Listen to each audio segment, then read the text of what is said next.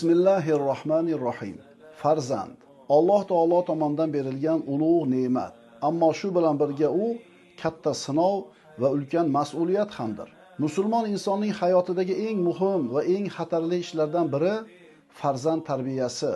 Agar farzandingizni iymonli, axloqli va jamiyatga foydali inson qilib voyaga yetkazmoqchi bo'lsangiz, bu ishga vaqtingizni, mehnatingizni ayamasdan bag'ishlashingiz shart.